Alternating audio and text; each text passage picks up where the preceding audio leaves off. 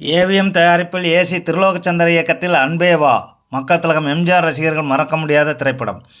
சுவராசியமான நகைச்சுவை இழையோடும் திருப்பங்களை கொண்ட காதல் உணர்வுகள் மிதக்கும் வழக்கத்திற்கு மாறான பொன்மனச்செம்மல் எம்ஜிஆர் அவர்களின் பாத்திர படைப்புடன் அருமையான அழகான பொழுதுபோக்கு திரைப்படம். 1965ஆம் ஆண்டு ஆகஸ்ட் 12 படப்பிடிப்பு தொடங்கியது. திடீரென 1966 பொங்கல் அன்று வெளியிட வேண்டும் என்று ஏவிஎம் நிர்வாகம் முடிவு செய்து விருப்பத்தை ஏவிஎம் சரவணன் அவர்கள் எம்ஜிஆர் அவர்களிடம் தெரிவித்தார். பொங்கலுக்கு சத்யா மூவிஸின் நான் ஆணையிட்டால் படத்தை வெளியிடுவதாக திட்டமுள்ளது.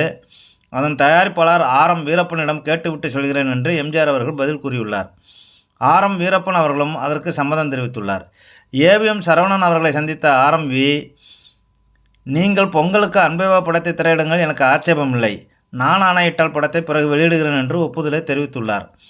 பொங்கலுக்கு அன்பே வா படத்தை வெளியிட வேண்டும் என்று ஏவிஎம் நிறுவனம் விருப்பம் தெரிவித்தவுடன், சரி அதனால் என்ன, ஆர்.எம். வீரப்பன் எனது மேனேஜர் தான், நீங்கள் அன்பே வாவை வெளியிடுங்கள், அவர் படத்தை பிறகு பார்க்கலாம், அவருடன் சொல்லிக்கொள்கிறேன் என்று மக்கள் திலகம் அவர்கள் சொல்லவில்லை. அவரிடம் பேசிவிட்டு சொல்கிறேன் என்று தான் சொல்லியிருக்கிறார். எம்ஜிஆர் அவர்கள் கேட்டு வீரப்பன் அவர்களும் மறுக்கப் போவதில்லை. தன்னிடம் பணியாற்றுபவராக இருந்தாலும் கூட அவருக்கும் உரிய மரியாதை அளித்து அவரது விருப்பத்தை கேட்டு பட வெளியீட்டை தள்ளி வைப்பது குறித்த அவரது சம்மதத்தை எம்ஜிஆர் அவர்கள் பெற்றிருக்கிறார்.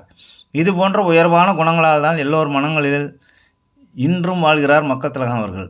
மக்கள் திலகம் எம்ஜிஆர் அவர்களின் இதுபோன்ற உயர்வான குணங்கள், அறிவுத்திறன், தொழில்நுட்ப மேதமை, பிறரின் உணர்வுகளை மதித்தல், இலக்கிய ரசனை, கூர்மை, உணர்ந்து உதவுதல் போன்ற பன்முகத்தன்மைகளை மக்கள் திலகம் சேனல் ஷார்ட்ஸ்களாகவும் வீடியோக்களாகவும் பதிவிட்டுள்ள அனைத்தையும் பாருங்கள். உங்கள் தொடர்பு எல்லைகளில் உள்ள மக்கள் திலகம் அவர்களின் மகத்தான ரசிகர்களிடம் பகிருங்கள். லைக் செய்யுங்கள், ஷேர் செய்யுங்கள், சப்ஸ்கிரைப் செய்யுங்கள்.